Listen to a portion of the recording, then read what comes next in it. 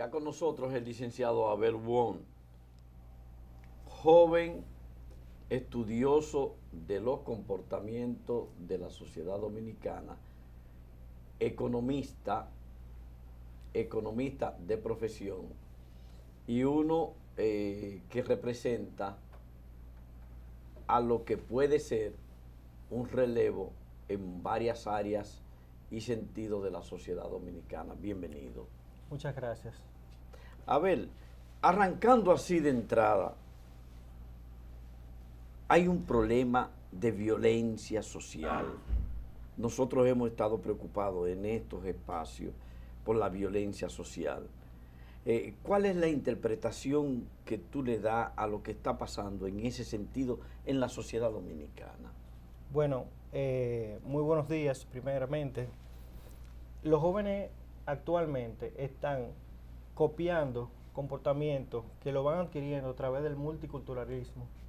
En esta sociedad globalizada donde la comunicación está fluyendo a todos los niveles y el nivel de educación es tal que la interpretación de esos fenómenos que se dan en esos países que nada tienen que ver con nosotros y que son muy diferentes culturalmente, perciben las cosas diferentes a nuestro sentir, y por eso es que esos jóvenes proyectan comportamientos que no son habituales en República Dominicana, pero que sí se adquieren y se socializan. Entonces son valores aceptados, se proyectan como valores aceptados, y esos valores se duplican y hasta se presentan en los medios sensacionalistas del espectáculo.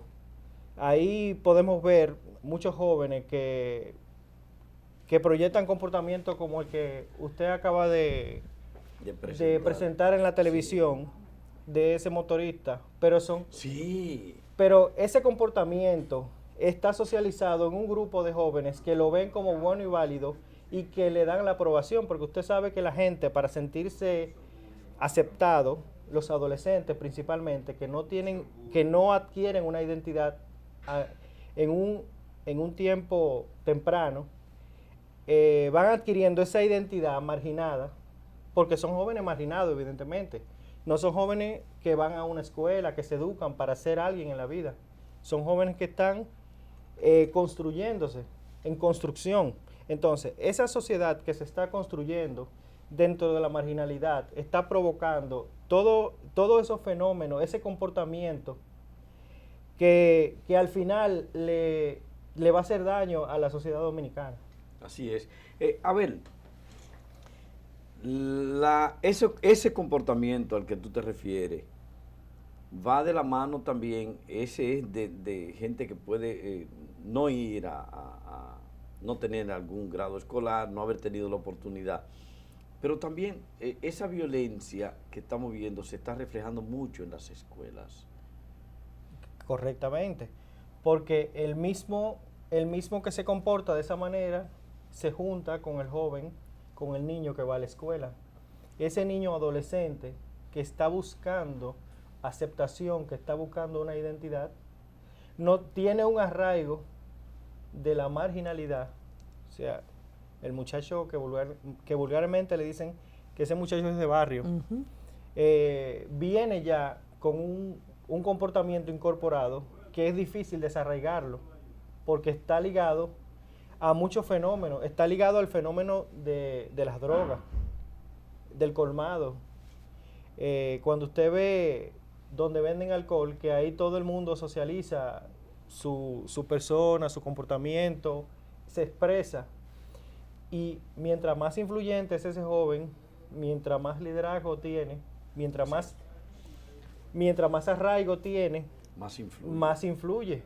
Y esos comportamientos, entonces, se multiplican y se transfieren en todos los barrios. Podemos ver un ejemplo positivo, que si se puede decir que es positivo, que son los jóvenes de Lomina, que empezaron un movimiento artístico, y aunque no lo empezaron con toda la educación, eso se multiplicó y crearon una industria. Y eso yo podría decir que es virtuoso. Lo que pasa es que nunca estuvo un maestro, un músico, nunca estuvo una escuela de música en el barrio. A lo mejor ellos aprendieron como ellos pudieron, Ellos nada más están buscando una metodología para llegar a conectar. Abel, entonces tú como joven y que has trabajado ese segmento, ¿piensas que hay oportunidad para la juventud dominicana de cambiar esos esquemas que son negativos? Claro que sí. ¿Desde el gobierno o desde qué ámbito? Bueno, hay un principio que es donde no existe el Estado y no se regula la vida pública, existe desigualdad.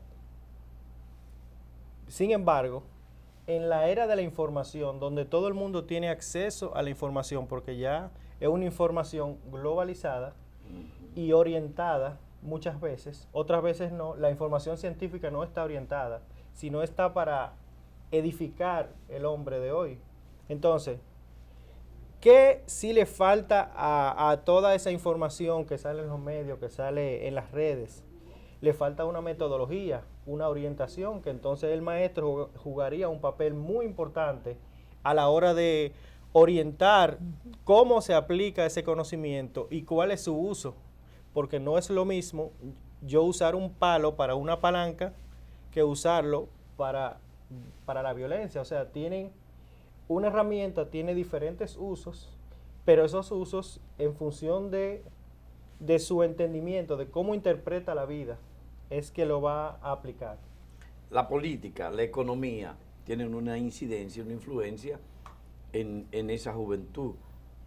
¿Cómo tú lo valoras ahora mismo, la influencia de la política en esos comportamientos y en esa juventud y también de la economía? ¿Cómo tú lo vinculas? Bueno, podemos ver hoy en día que la política ha influenciado a muchos sectores a esas malas prácticas, si se le puede llamar claro, clientelismo, que se proyecta un nepotismo, se proyecta un comportamiento de mucha marginalidad, porque en la política, por ejemplo, vimos la diputada que es, Sí, que es un ejemplo para su sociedad, porque como una persona viniendo de ese mundo puede tener una resiliencia. Trabajadora sexual. Trabajadora sexual puede tener una resiliencia a tal punto de que puede llegar por encima de muchas personas que han gastado millones de pesos para ser candidatos y no han podido. O sea, eso es un ejemplo que marca cualquier sociedad, y ella no se está refiriendo a la sociedad de clase media, de clase alta, que están mirando otras cosas. Cuando ella se expresa en función de la sociedad donde tiene su arraigo cultural. Correcto. Y ese arraigo conecta con sus preferencias electorales. Nosotros podemos ver que es la más votada de la provincia de Jaina. Sí, ella fue la que obtuvo la mayor votación. Exactamente. Y un nivel de aceptación sorprendente, pero además, como tú dices, evidencia un nivel de responsabilidad. Claro. Que dice. Bueno, yo lo interpreto como otra cosa, porque a veces entre compañeros se dan muchas situaciones que luego salen al aire y se pueden interpretar de muchas cosas, de muchas maneras. Pero asume con responsabilidad el sentido al decir. El sentido de clases. De que sí, exactamente. De que no se atreven, siendo representantes o pudiendo ser representantes de minorías, a presentar proyectos. Es que no representan nada, representan intereses. Cuando usted ve que cuando se va a hacer una modificación a la Constitución, eso sale en menos de un año, pero cuando se va a hacer una ley donde los intereses que se están jugando son su permanencia en el Estado, su permanencia en el Congreso, entonces ahí podemos ver la ley de partidos cómo se es archiva. la práctica, cómo se aplica en la ley. O sea, nadie le interesa salir de la curul. No, la ley de partido es 20 cierto, años después del 2004, ya la política no se hace en términos de contradicciones. Eso en la teoría de juego de suma cero, donde yo gano y tú pierdes. No, ahora se hacen acuerdos. El juego cambió a ser un juego cooperativo, donde dos personas sacan ventajas, una posición dominante y una posición no dominante.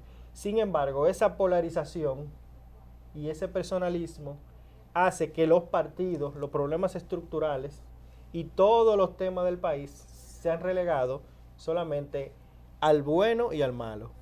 ¿Es Abel Wong político? Sí, Ok. todos somos entes políticos, racionales, somos animales políticos. Así es. ¿Y cómo visualiza la política en la República Dominicana? Bueno, la política se ha convertido, que no es malo, pero tampoco no puede volverse un vicio, en un ejercicio económico, puramente económico. La sociedad tiene que tener una vinculación económica, pero no vivir de lo que tú representas, tú no expresarlo en términos económicos, porque evidentemente que el tranque de la ley de partido es por un problema de interés. Y al que no le toque algo, de cualquier especie, no estoy hablando de dinero, al que no le toque algo fuera de las posiciones partidarias, entonces tiene que haber una contradicción. Entonces, podemos ver que hay siempre dos equipos de mucho peso, lo que le llaman el grupito. Siempre uno se encuentra, y esos grupitos siempre asumen la mayor cantidad de intereses, porque eso es lo que se juega. Y si bien es cierto que la política es un juego de intereses, pero es de intereses sociales, no individuales. A ver, los referentes frente a una sociedad que se está planteando el relevo. Por ejemplo, ahorita nosotros a las 8:30 vamos a presentar la historia de Radio Guarachita. Resulta y viene a ser que Radio Guarachita fue un referente comunicacional a tal punto que muchos de las figuras que son íconos de la comunicación pasaron por ahí. En un momento para nosotros en que hemos tenido que despedir a Teo Veras, a Buenaventura Bueno Torres y a muchos comunicadores que sentaron un precedente, que sembraron un ejemplo, y hacemos referencia a Radio Guarachita por la historia que tuvo en un sentido de la comunicación. Los referentes, ¿cómo tú ves los referentes para el relevo en la política dominicana con lo que está pasando?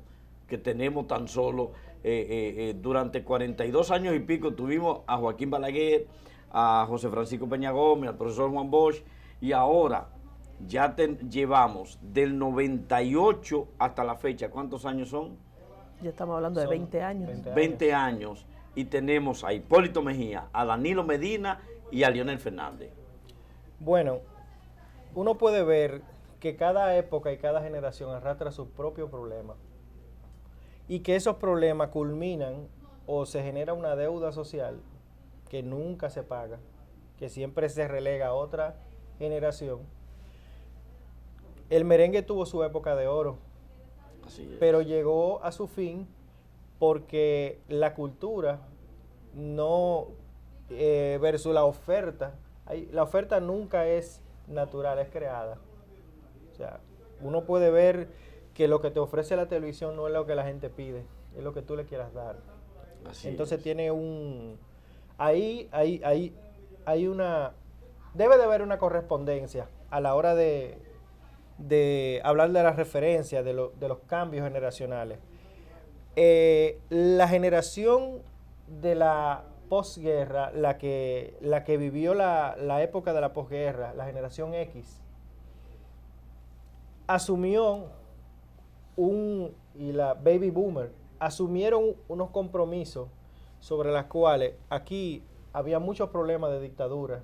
Aquí y en todo el hemisferio había un problema de dictadura, había un problema de opresión, de más que dictadura, que tal vez no se oye, aunque se oiga malo, no es tan malo, es tiranía.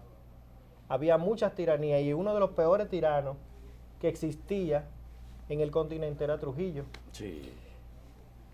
El que luchaba en aquella época entendía que el pueblo necesitaba más democracia, más participación.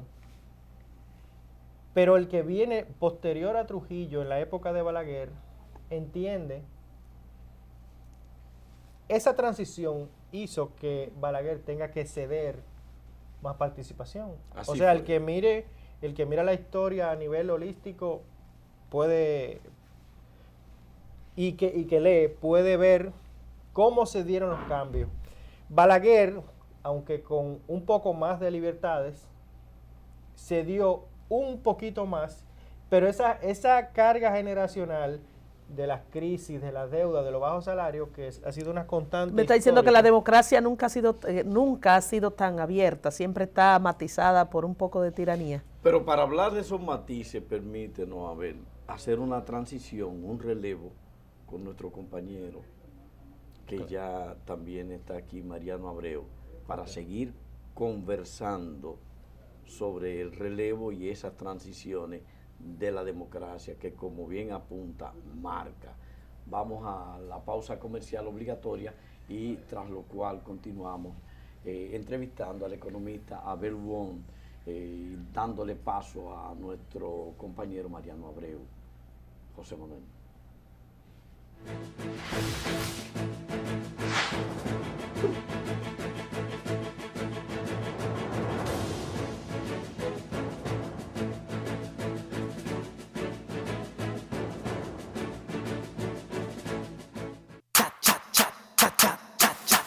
Este verano chatea con quien tú quieras. Comparte y descarga lo que tú quieras.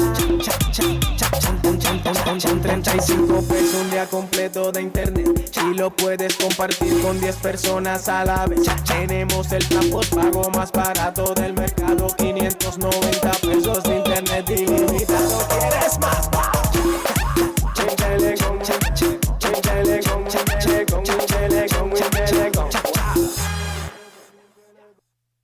¿En qué gastamos los dominicanos?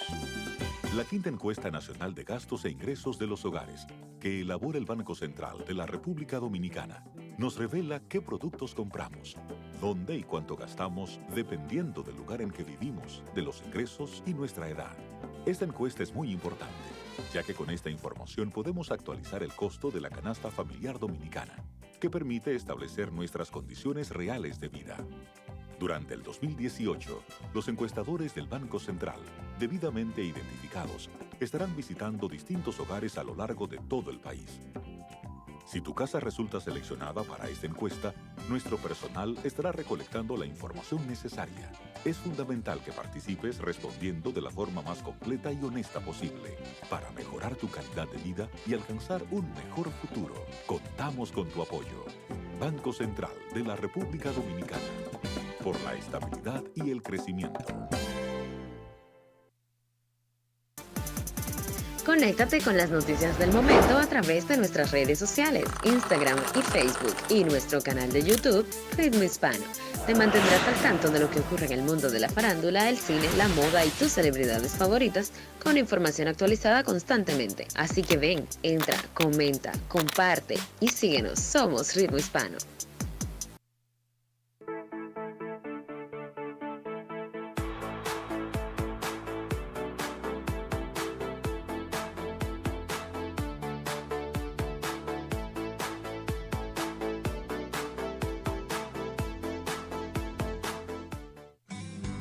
República Dominicana posee lugares de interés ecoturístico, entre ellos el proyecto Colinas de Mina, ubicado cerca de la ciudad capital y donde podrás tomar una de las más expresivas fotos en tiempo real gracias a sus espectaculares paisajes y vistas panorámicas. Cómodos apartamentos construidos y disponibles para entrega inmediata. Contamos con financiamiento disponible a un interés muy bajo. Separa ahora mismo y llámenos a nuestras oficinas a los teléfonos 809-567-0818, 809-364-2529 y 809-238-0612. Sé parte de este encanto natural. Kilómetro 42, Autopista Duarte. Colinas de Mina, el paraíso de tus sueños.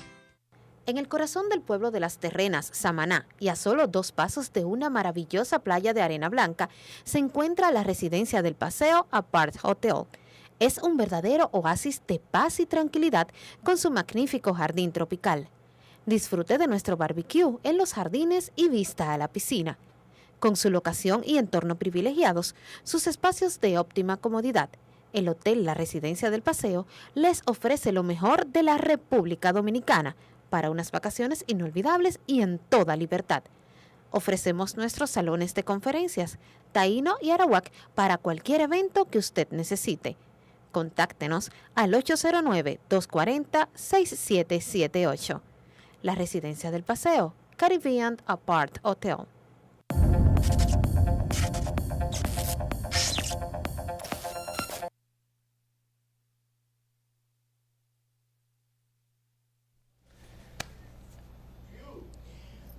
Hola, buenos días. Jueves. Jueves. Qué hermoso jueves. Bienvenidos a esta tercera hora. Wow, el tiempo se va. De Buenos Días República, bendecido y bendiciones para usted. Feliz de estar aquí compartiendo con su sintonía. Agradecido de Dios y le digo como siempre, hoy es un maravilloso jueves para que usted emplee acción, pise el acelerador. Sus objetivos, sus metas están esperando a que usted accione en dirección de ella. Ore, pero accione. La palabra compuesta es oración. No se quede en la primera parte. Ore y accione. Así que este hermoso jueves que Dios nos ha regalado es un regalo, por eso se llama presente. Por favor, sáquelo de la envoltura y accione en consecuencia de sus objetivos.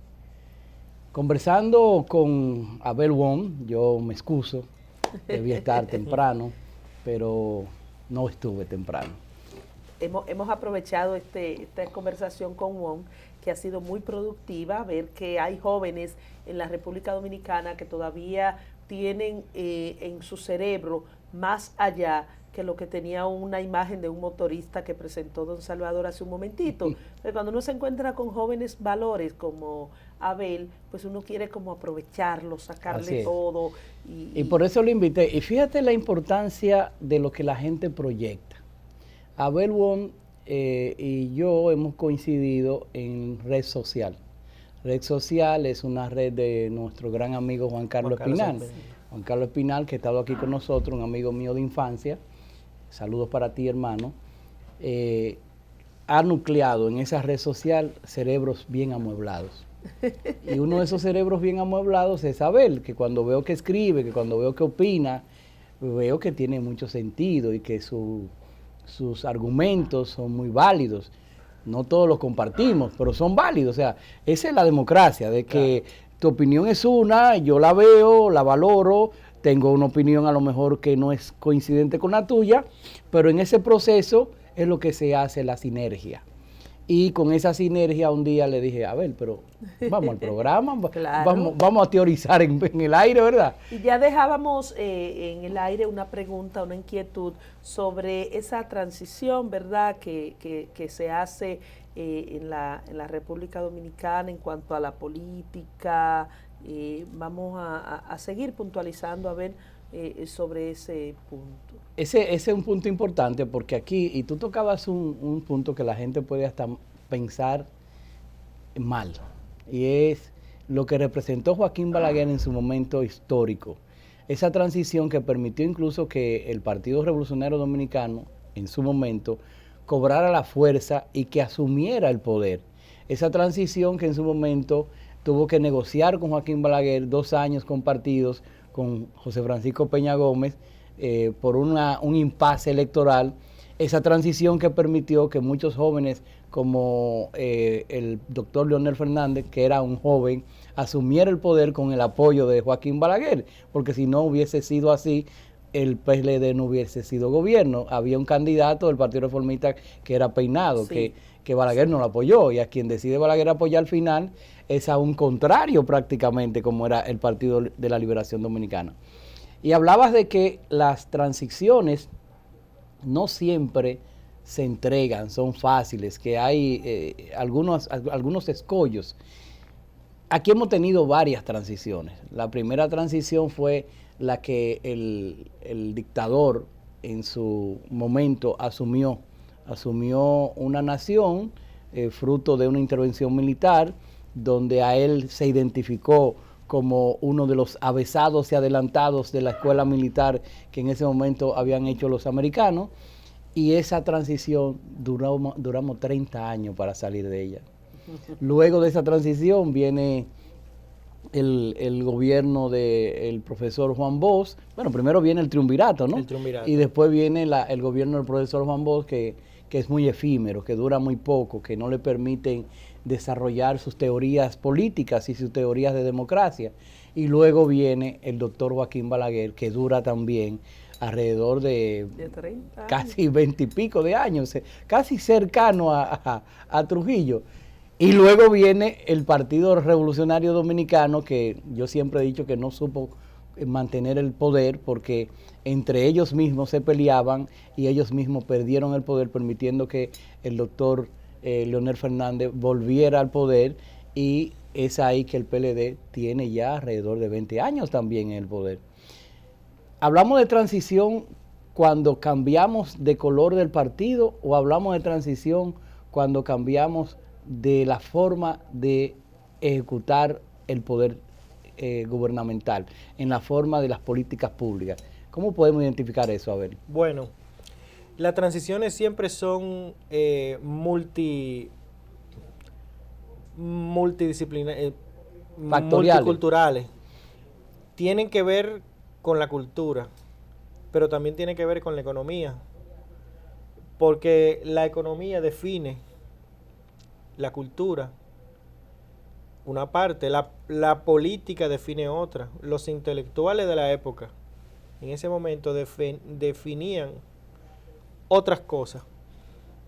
Cuando podemos ver esas luces que proyectaban aquella época anterior a la nuestra, antes del triunfo de Leonel, cuando Balaguer le iba a entregar, habían personas de mucha altura intelectual. El mismo Leonel Fernández, que ha promovido un pensamiento latinoamericano y que está muy consciente de esas cosas, o sea, ya él tenía en su imaginario la globalización, pero los demás eran nacionalistas. Que era una teoría avanzada. Exacto. Para esa época. Era muy avanzada. Muy avanzada. Ya el pensamiento predominante de la sociedad intelectual era muy conservador y muy nacionalista. Hablábamos en parte, pero con respecto a Balaguer era liberal. Sin embargo, con respecto a la sociedad era muy conservador todavía. Todavía nuestra sociedad es muy conservadora. Así Eso es. No está bien ni está mal. Lo que es en su aplicación y en las contradicciones que se imponen, siempre salen resultados donde se hacen ver como luchas, que realmente no son luchas, sino son luchas de pensamiento de la época. Aquí, por ejemplo, las luchas de las clases económicas, siempre las clases dominantes la han ganado. Podemos ver que los salarios se han mantenido en un nivel de conveniencia del patrón. De conveniencia del patrón. Exactamente. Podemos decir sobre la cultura que hemos avanzado mucho, porque toda la información que nosotros tenemos hoy en día no es la que teníamos cuando teníamos un acceso a un libro. Para aquí acceder a un libro era muy difícil, había que dedicarse a buscar una información. Había que ir a la librería. Ya solamente hay que dar un clic. Pasarse horas en la librería buscando una información, pidiendo el libro, esperando que alguien lo terminara. Y que es lo que se elogia de esa generación, es la metodología, la rigurosidad con la que construían el proceso, porque era un mundo de construcción. Nuestra herencia es tal vez, en términos de información, mucho más fácil, pero al la tecnología haber avanzado tanto, tal vez nos es más difícil acceder al poder. Así.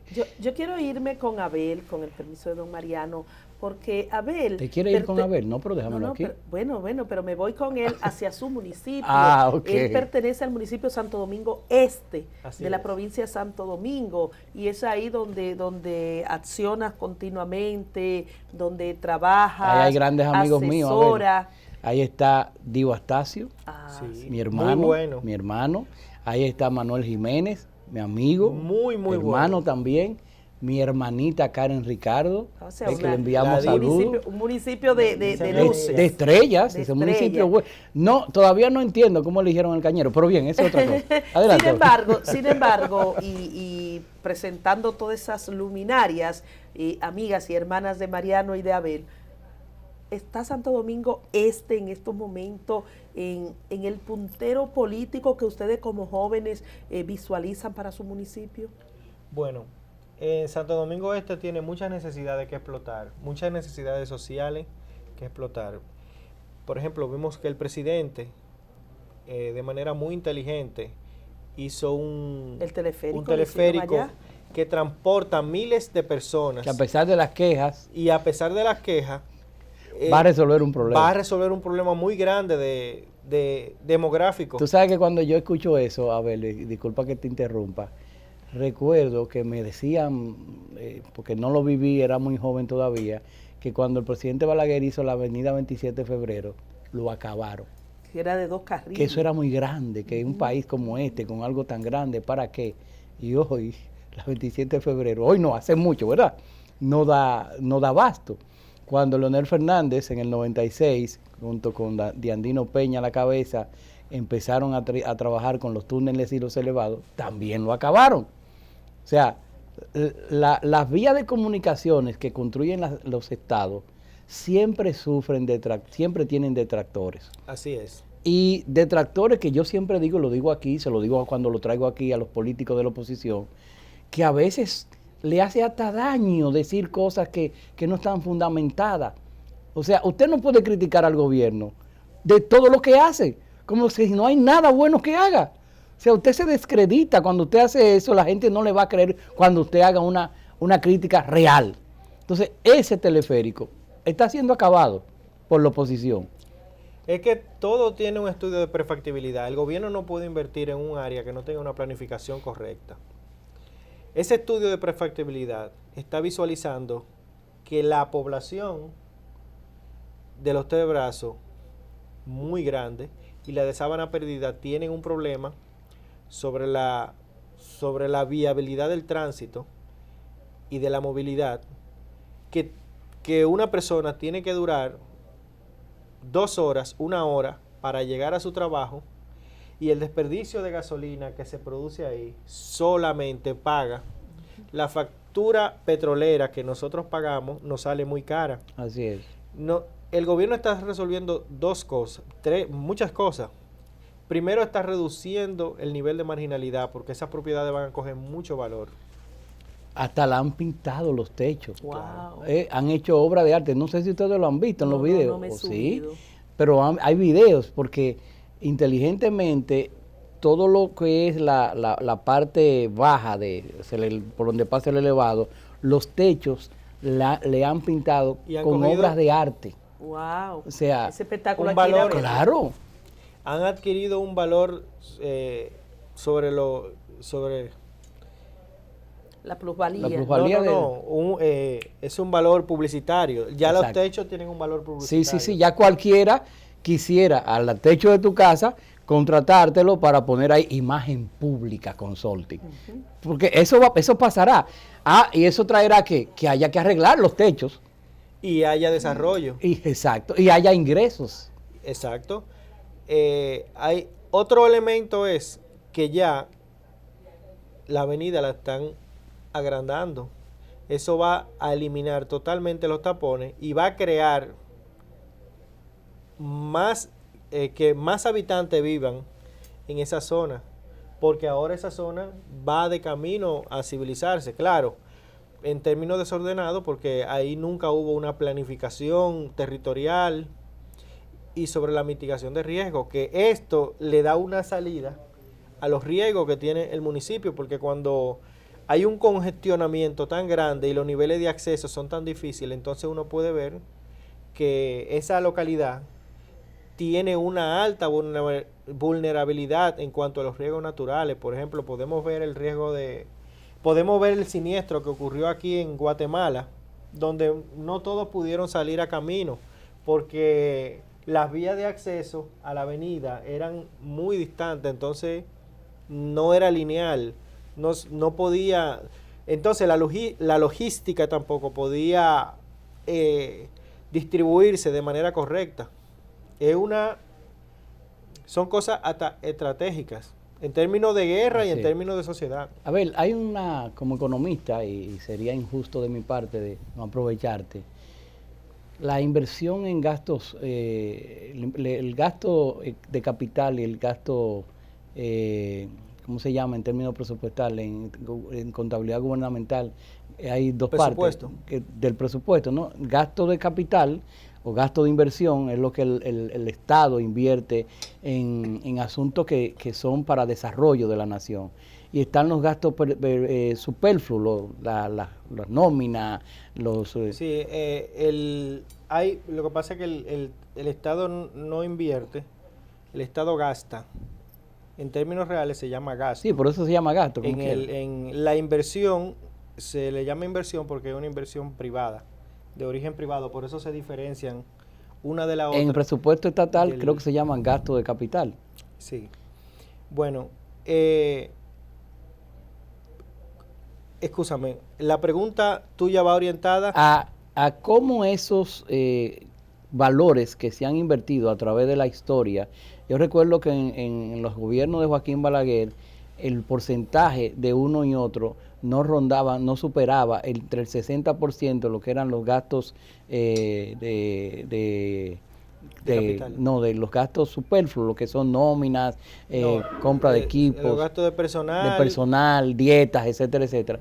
Pero hoy me sorprendí, ayer escuché a un economista precisamente que hablaba de que andamos alrededor de un 80% en ese tipo de gasto, y que solamente en gastos de capital andamos entre un 15 y un 20%.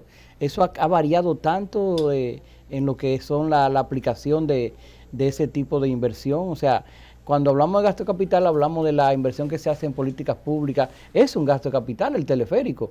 Es un gasto de capital cada vez que el presidente arregla una cañada, el presidente va a una comunidad y fortalece una cooperativa con equipos. Esos son gastos de capital. Exacto. Entonces, esa parte, antes el presidente Balaguer, en esa época, ¿no? Y porque vengo del Partido Reformista y trabajaba en la auditoría gubernamental, siempre tenía y mantenía que esos gastos de capital se mantuvieran entre un 45-50%, y que los gastos triviales, o sea, que no son triviales, no recuerdo ahora el nombre, nóminas, dietas, no superaran el 50%, 60%. ¿Por qué hay ese cambio en que la inversión o el gasto de capital se ha disminuido tanto? Y regularmente, incluso, y es una denuncia que hacen la oposición, se tiene que tomar prestado para poder hacer y desarrollar cosas como esta. Bueno, sobre los préstamos, Majindía dio unas declaraciones que aquí se va del 45% del ITEVIS y el 60% de la renta. Que se evade. Que se evade.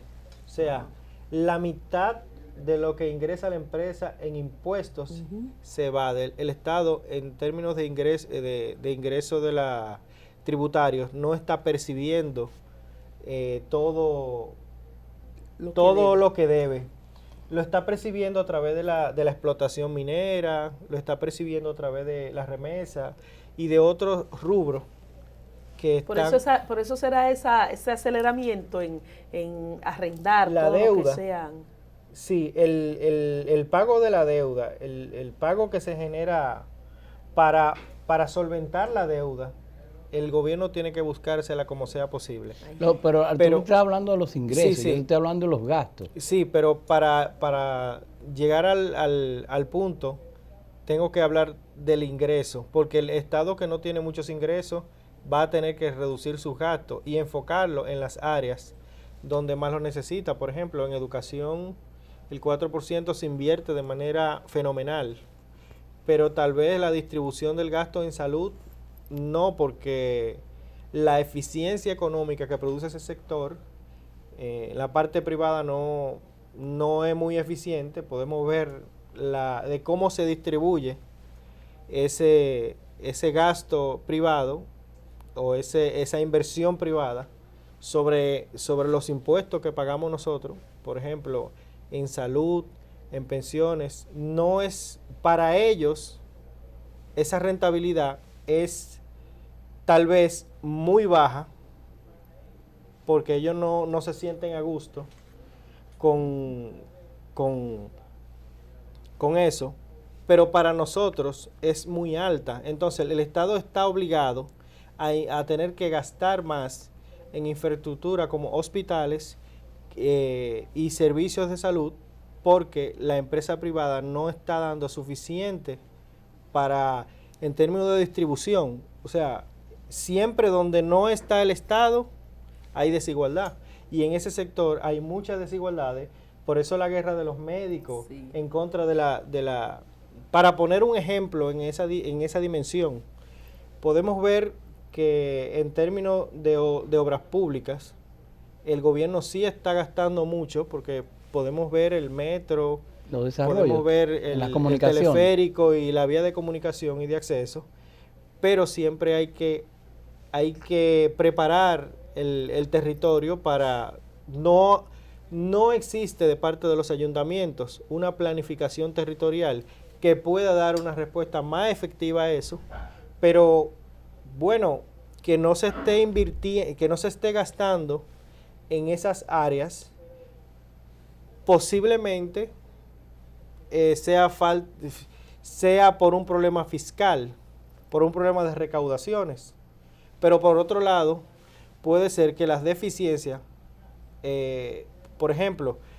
aquí hay muchas empresas que el Estado tiene que asistenciar con exenciones fiscales que son casi del tamaño del crecimiento que nosotros tenemos, para poder darle un empuje, porque todavía no arrancan.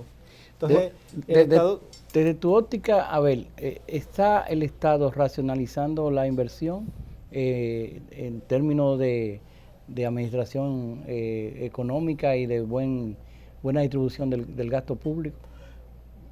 Yo creo que la inversión en infraestructura es una buena redistribución del gasto.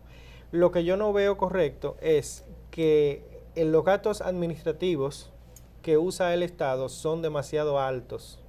Hay demasiada burocracia, donde la inversión efectiva debe de ser muy controlada por una persona, la batuta, que se ponga que visualice ese sector con una planificación previa, porque el Estado no invierte de que porque le da su gana, sino porque tiene una planificación y tiene un proyecto, y ese proyecto siempre está en papeles, todo el gasto del Estado, hasta el último peso. O sea, que las visitas sorpresa no son tan sorpresas.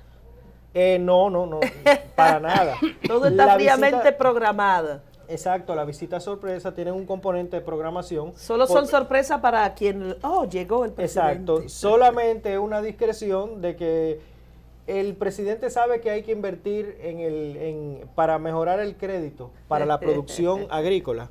Bueno, el presidente entonces está invirtiendo en el crédito, y el crédito está produciendo mucha producción, y es un crédito que tiene un retorno de casi un 100%. ¿Ustedes no lo han visitado allí en Santo Domingo Este? No ha habido sorpresa. ¿No le han hecho visita sorpresa? Han habido visitas.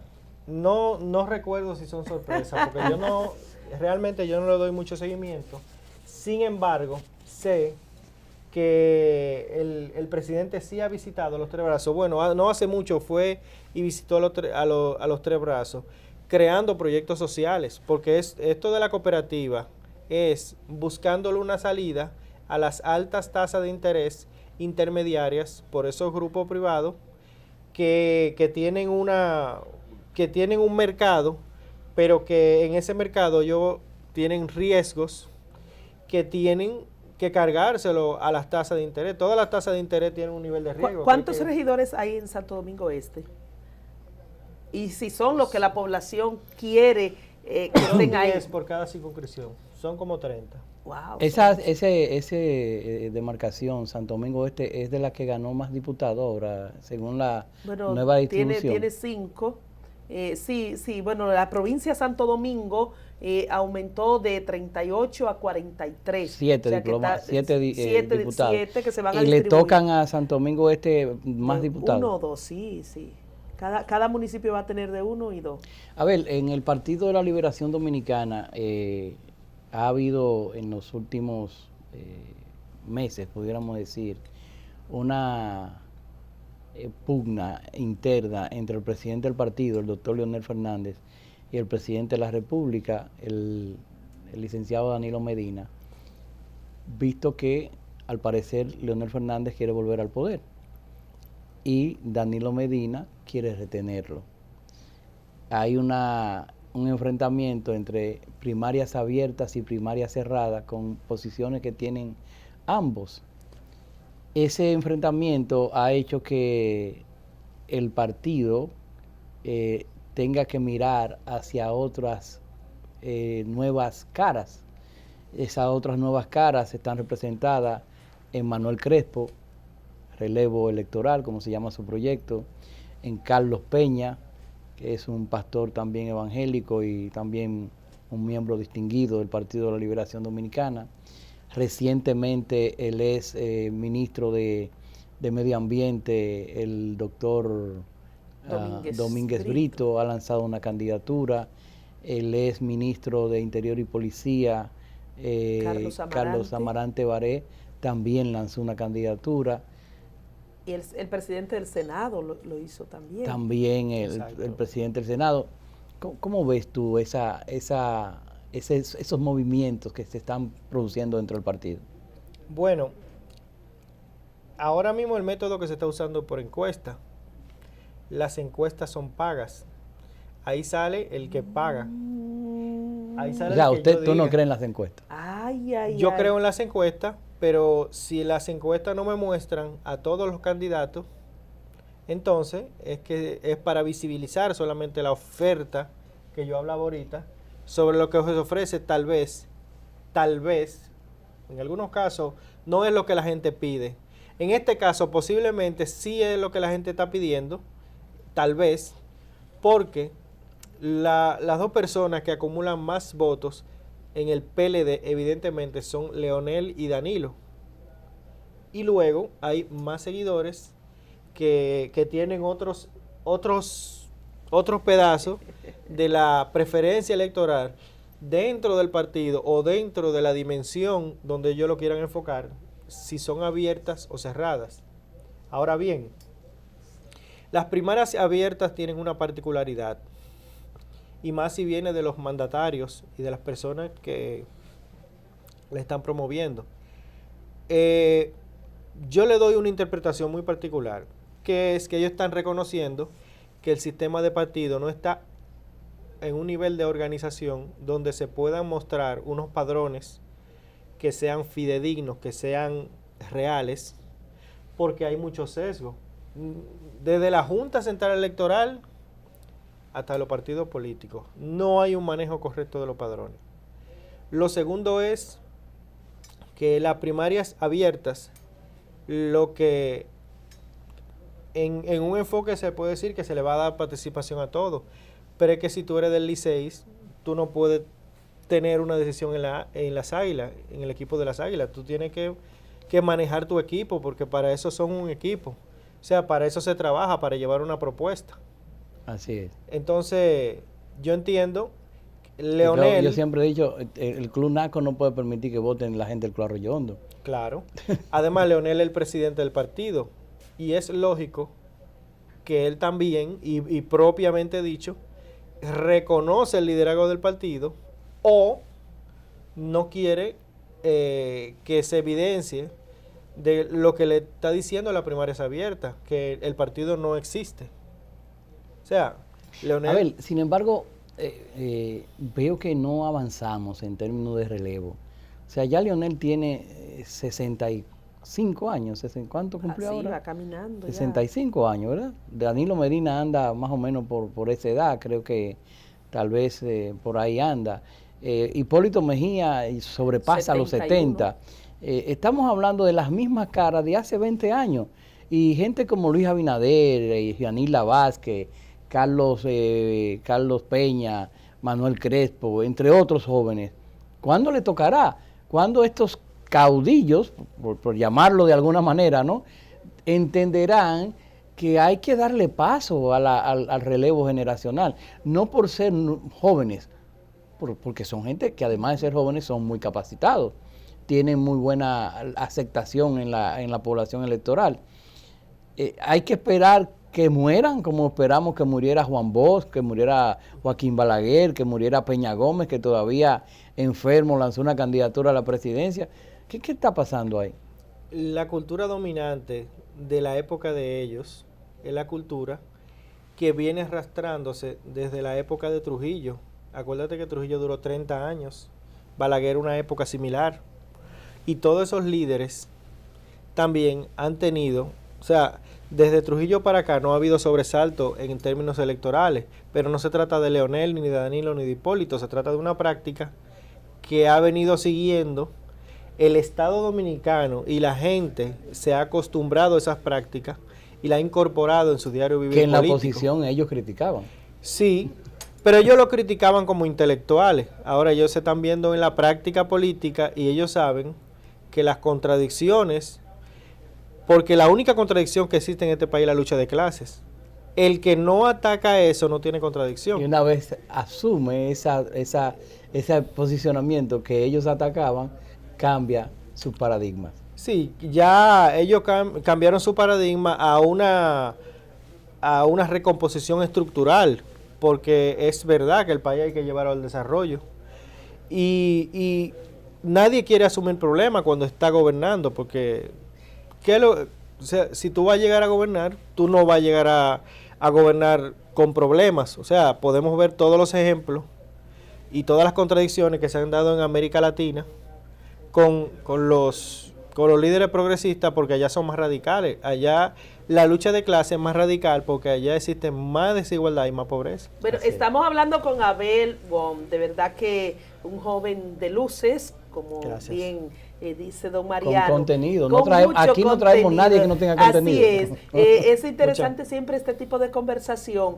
Dijo Abel, don Mariano, hace un momentito, que él es un ente político, como somos todos, que él es político. Y yo, para concluir, me gustaría saber, ¿está Abel preparado o preparándose para dar un paso al frente, como de todos estos relevos de lo que ha mencionado Mariano durante la conversación?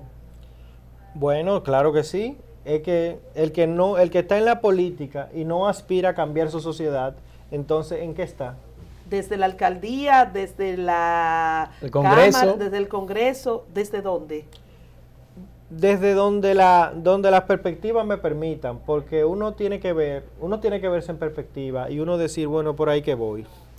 Bueno, pues yo creo Y que es para adelante que va. la invitación entonces queda siempre abierta para Así cuando esa perspectiva le digan para dónde Venga y va, nos cuente. que venga y nos la Venga y cuente. nos cuente. Usted Muchísimas nosotros gracias, y gracias por su seguiremos invitación. conectados. Abel, gracias. Un placer y un honor. Un honor para mí. Permanezca con nosotros, que todavía hay mucho más de Buenos Días República, con más contenido, con más información, y volvemos en breve para que usted, ese control remoto, no me lo toque, porque todavía la programación de Buenos Días República y CTV hay mucho más por ver. Volvemos.